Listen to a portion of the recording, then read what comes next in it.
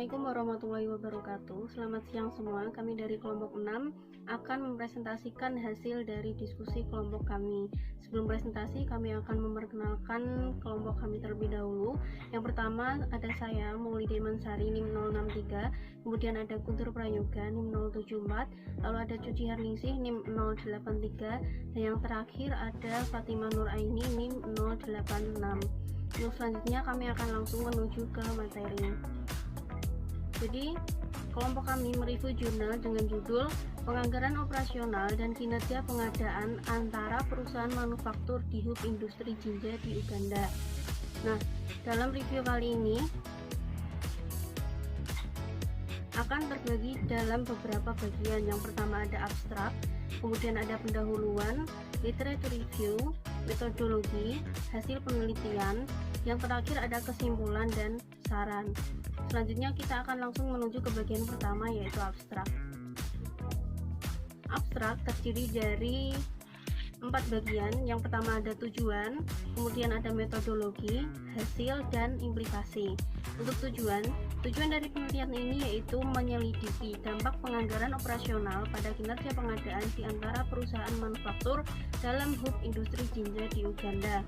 Jadi dari sini bisa dilihat bahwa variabel independen adalah penganggaran operasional, sedangkan variabel dependen adalah kinerja pengadaan. Yang selanjutnya ada metodologi. Studi ini mengadopsi pendekatan berbasis survei dan teknik pengambilan sampel acak sederhana berstrata untuk mengumpulkan data. Pengendalian kualitas data dilakukan dengan menetapkan konsistensi internal instrumen penelitian. Kemudian teknik analisis korelasi dan analisis regresi digunakan untuk menganalisis data. Selanjutnya ada hasil penelitian. Hasil dari analisis menunjukkan bahwa terdapat pengaruh yang signifikan dari penganggaran operasional terhadap kinerja pengadaan di antara perusahaan manufaktur di dalam pusat industri jinja di Uganda. Kemudian yang terakhir dari abstrak ada implikasi. Perusahaan manufaktur harus melakukan pencapaian tujuan organisasi, kepraktisan, pengurangan biaya, dan efisiensi alokasi sumber daya ketika memilih pendekatan penganggaran. Selain itu, penganggaran operasional harus diprioritaskan oleh perusahaan manufaktur dengan cara yang sama seperti penganggaran modal. Jadi, penganggaran operasional ini sama pentingnya dengan penganggaran modal karena dapat mewujudkan efektivitas dan efisiensi. Untuk yang selanjutnya, bagian selanjutnya ada pendahuluan. Bagian pendahuluan ini terdiri dari 3 sub. Yang pertama ada gambaran umum, kemudian ada research gap, dan yang terakhir ada tujuan penelitian. Mulai dari gambaran umum penelitian, lanskap bisnis global semakin kompetitif dan kompleks yang mengharuskan perusahaan manufaktur menyesuaikan model operasi pengadaan mereka untuk mencapai penciptaan nilai dan kinerja operasional yang lebih signifikan. Nixon 2012. Namun, mereka menghadapi hambatan untuk kinerja pengadaan yang lebih baik. Oleh karena itu, tinjauan rutin proses pengadaan sangat penting bagi perusahaan manufaktur yang sukses. Pentingnya kinerja pengadaan di perusahaan manufaktur berasal dari fakta bahwa hal itu memainkan peran integral sebagai salah satu sarana penting dalam proses melaksanakan anggaran. Omaso 2014. Proses anggaran juga menempatkan persyaratan saat ini dan masa depan ke dalam perspektif untuk meningkatkan kinerja pengadaan, sehingga memungkinkan perusahaan manufaktur berhasil dalam operasi mereka. Lorraine et al. 2015. Perusahaan membuat anggaran operasi untuk merencanakan, memantau, dan menyesuaikan sumber daya operasional. Wright 2016. Kegagalan untuk melakukan manajemen anggaran operasional yang efektif berdampak negatif pada kinerja pengadaan perusahaan manufaktur, mengakibatkan pengeluaran yang berlebihan, salah tafsir kontrak dan kebutuhan, kehilangan uang, dan profitabilitas. Omaso 2014. Penganggaran operasional yang efektif bermanfaat karena mengarah pada pengelolaan yang tepat dari aktivitas pengadaan perusahaan manufaktur, menghasilkan pengadaan bahan dan layanan yang memadai dan masuk akal yang memenuhi harapan klien. Jadi itulah latar belakang dari penelitian ini. Selanjutnya ada research gap. Dapat diringkas bahwa dari research gap ini diketahui bahwa hasil dari penelitian sebelumnya menunjukkan hasil yang inkonsistensi. Artinya, hasil peneliti yang pertama dengan peneliti selanjutnya itu merupakan hasil yang berbeda. Ada yang mengatakan bahwa penganggaran operasional ini pengaruhnya positif dan kuat terhadap kinerja pengadaan. Namun peneliti yang lain mengatakan bahwa penganggaran operasional ini dampaknya positif, namun pengaruhnya tidak terlalu signifikan terhadap kinerja pengadaan. Untuk selanjutnya, yang terakhir dari pendahuluan ada tujuan penelitian. Tujuan dari penelitian ini yaitu menyelidiki dampak penganggaran operasional pada kinerja pengadaan di antara perusahaan manufaktur dalam jenjang industrial hub di Uganda. Untuk materi selanjutnya akan dilanjutkan oleh penyajian selanjutnya. Terima kasih atas perhatiannya. Terima kasih sebelumnya. Baik, saya Fatimah Nur Aini akan menjelaskan mengenai literatur review dalam jurnal yang kami pilih ini. Kalau kita lihat dalam penelitian ini, penulis yaitu Paul dan kawan-kawannya mengacu pada dua teori, yaitu yang pertama ada teori sistem dan yang kedua ada teori manajemen kinerja. Di mana teori sistem itu sendiri menurut Chiker dan Woka merupakan kerangka filosofis yang tetap yang memerlukan bentuk ilmu manajemen, tentunya yang sangat empiris dan investigatif, serta dapat menunjukkan penjelasan yang evolusioner atas dominasi manajemen dalam masyarakat kontemporer. Dalam teori ini, organisasi sebagai sistem yang mengintegrasikan tiap-tiap bagian yang ada untuk saling bekerja sama dan mencapai tujuan perusahaan yang sama. Peneliti atau si penulis jurnal ini yaitu Paul dan kawan-kawannya mengkaitkan dengan sistem yang ada di industri jinja di Uganda, di mana sistem organisasinya terbentuk dari 3 departemen, yaitu yang pertama ada departemen keuangan, yang kedua ada departemen pengadaan, dan yang ketiga ada departemen produksi. Tiap departemen ini memiliki fungsi yang jelas dan saling berkoordinasi dengan departemen lainnya, sehingga organisasi sebagai sistem memungkinkan untuk mencapai tujuan dengan cara yang efektif dan efisien. Selain teori sistem, ada lagi yang diusung oleh Paul dan kawan-kawannya, yaitu teori manajemen kinerja. Di mana di sini Paul menekankan pada penetapan strategis tujuan kinerja yang melibatkan pendekatan sistematis untuk peningkatan kinerja sebagai proses yang berkelanjutan. Menurut ILS 2014, cara untuk mengukur kinerja yaitu dengan cara data yang ada dikumpulkan terlebih dahulu, kemudian dianalisis, lalu ditinjau, dan dilaporkan data tersebut, yang kemudian data tersebut digunakan untuk mendorong peningkatan. Peneliti atau Paul dan kawan-kawannya menghubungkan dengan pusat industri jinja yang berdasarkan penelitian Link tahun 2018, yakni pengukuran kinerja bagian pengadaan, yaitu melalui yang pertama ada pengumpulan dan analisis data dan biaya, yang kedua ada kecepatan, dan yang ketiga ada ketetapan. Yang keempat ada kelengkapan kegiatan pengadaan. Kalau dilihat dari masing-masing variabel, grand theory yang diusung yaitu yang pertama ada variabel pendekatan penganggaran. Beberapa pendekatan penganggaran yang digunakan oleh perusahaan termasuk penganggaran berbasis nol, penganggaran inkremental, penganggaran bottom to up, dan masih banyak yang lainnya. Di sini dijelaskan mengenai beberapa model penganggaran, yaitu yang pertama ada penganggaran inkremental. Penulis mengacu pada pendapat Charter Management Institute tahun 2015, di mana penganggaran inkremental itu sendiri melibatkan pengambilan anggaran tahun sebelumnya dan menambahkan jumlah tambahan untuk periode anggaran baru untuk memenuhi situasi baru dan memulai dari nol seperti penganggaran berbasis nol.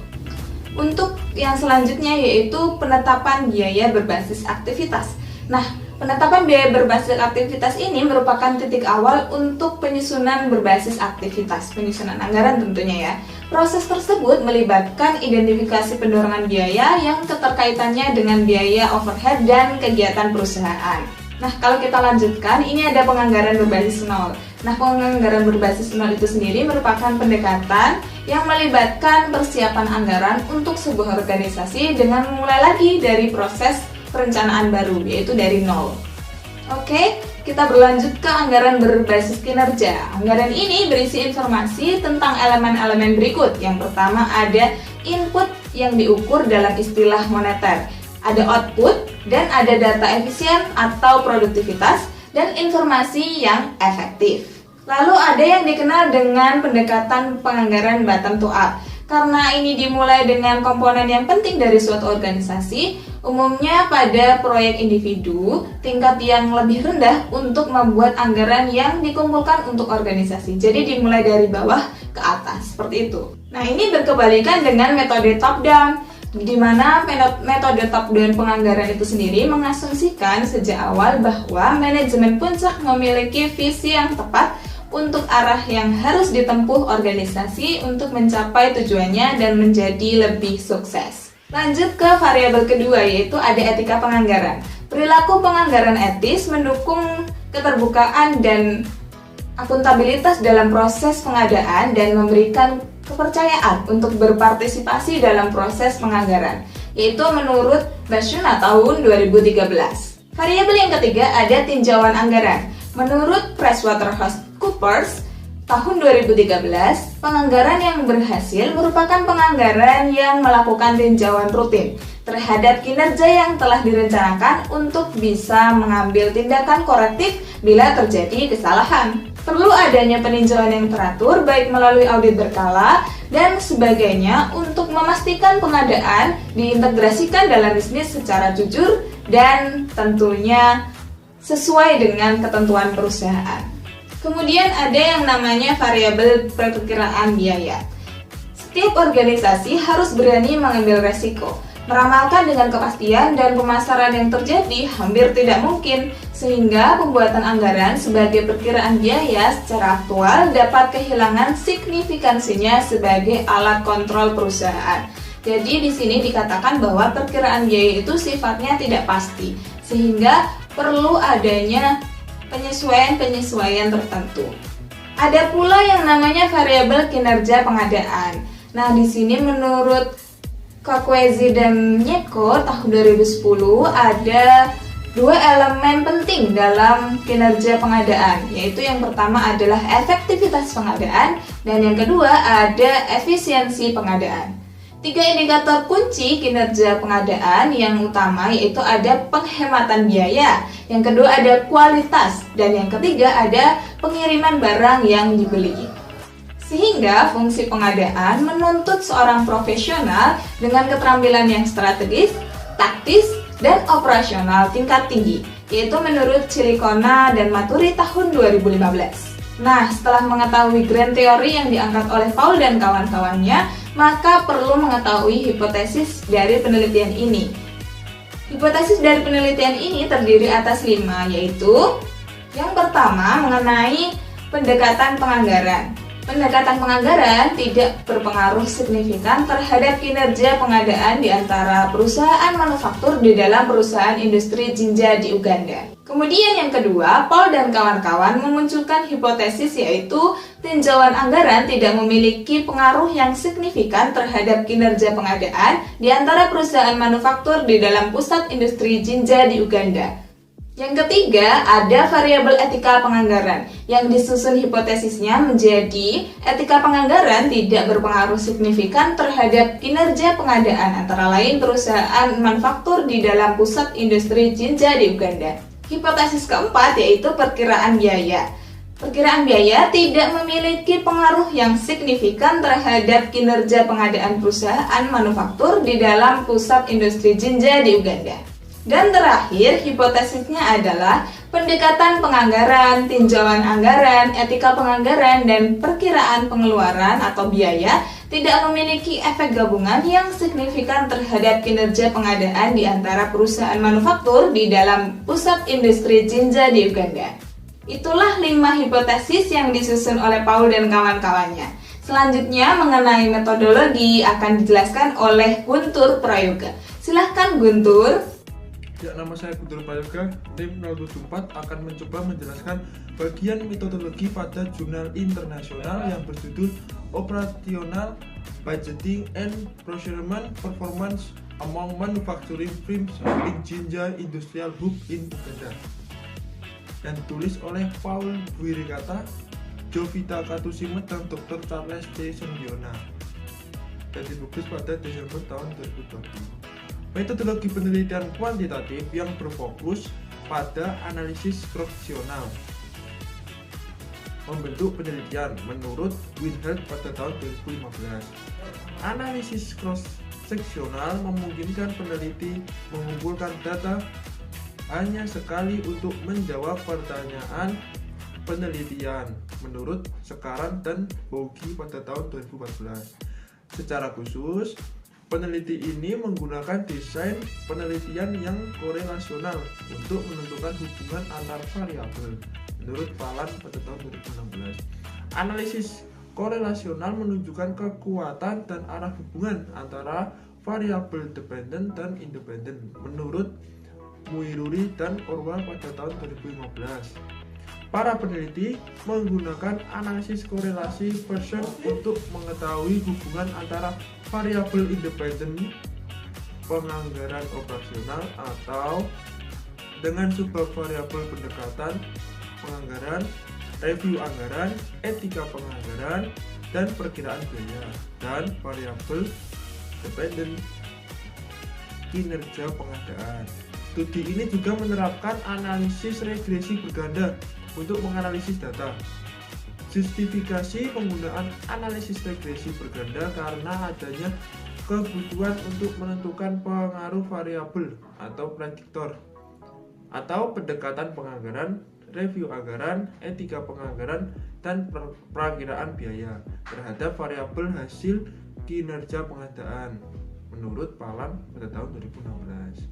Populasi perusahaan manufaktur di JIH adalah 130 di Uganda Bureau of Statistics pada tahun 2011, dan sampel sebanyak 97 perusahaan dipilih untuk pengumpulan data menggunakan stratified random sampling. Metode yang digunakan adalah membagi populasi perusahaan manufaktur di JIH menjadi beberapa strata atau tingkatan, dilanjutkan dengan pemilihan subjek secara acak sederhana dari masing-masing strata menurut Sekaran dan Bogi pada tahun 2014. Variabel stratifikasi yang digunakan oleh peneliti adalah jenis usaha yang dilakukan oleh berbagai perusahaan.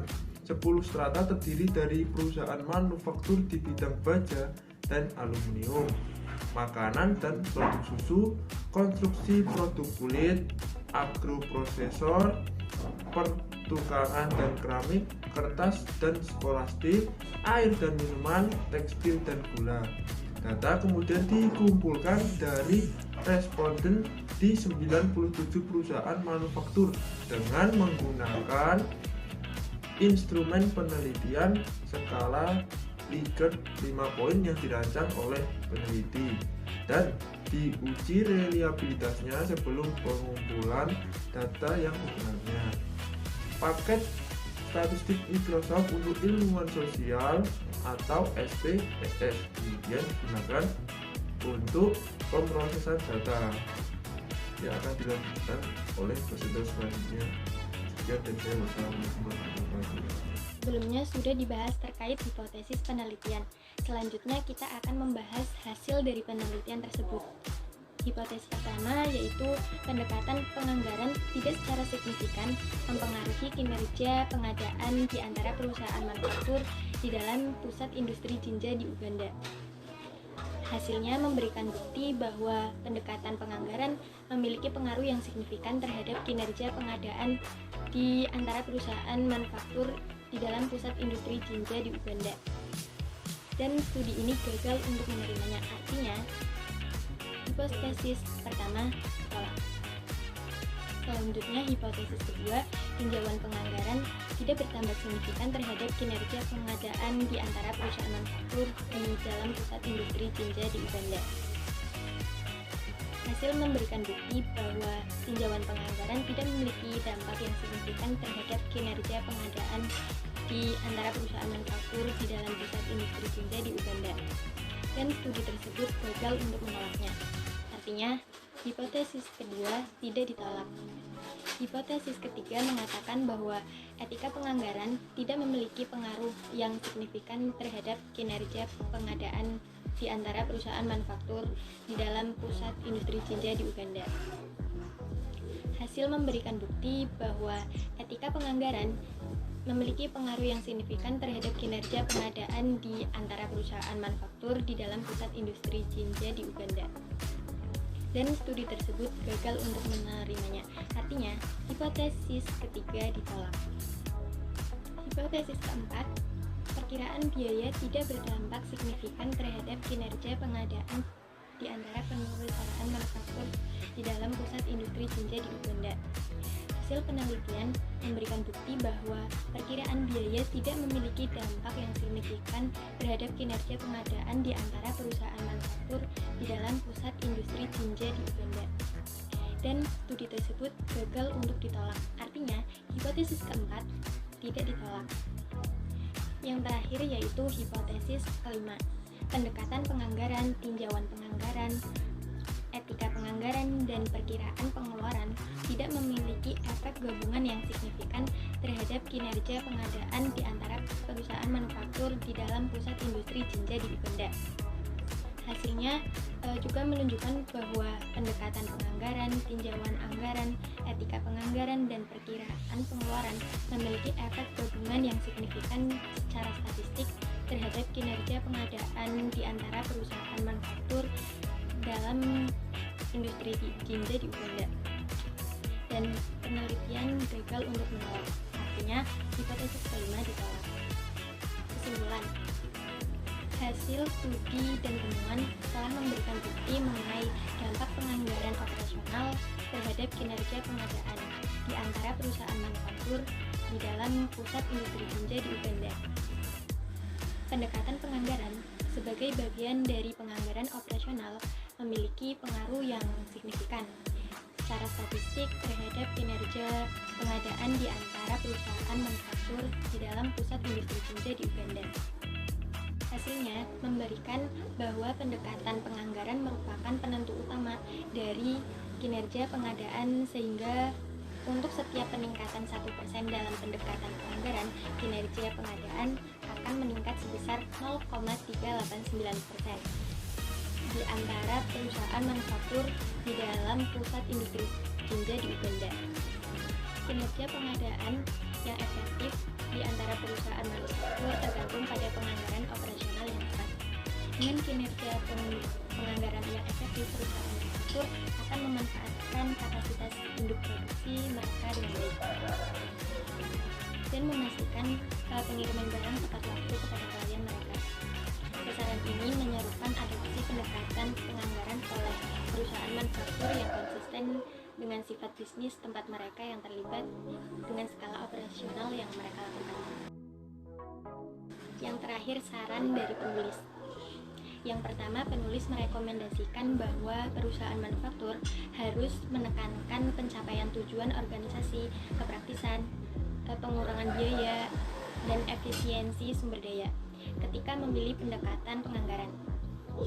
Selain itu, perusahaan manufaktur harus memastikan bahwa praktik etika penganggaran profesional harus ditaati selama proses penganggaran. Perilaku penganggaran yang etis harus melibatkan transparansi, akuntabilitas, dan ketepatan waktu. Segala bentuk malpraktek dalam proses penganggaran pasti akan mempengaruhi kinerja pengadaan perusahaan manufaktur secara negatif. Selanjutnya, penulis juga merekomendasikan bahwa penganggaran operasional harus diprioritaskan oleh perusahaan manufaktur dengan cara yang sama seperti penganggaran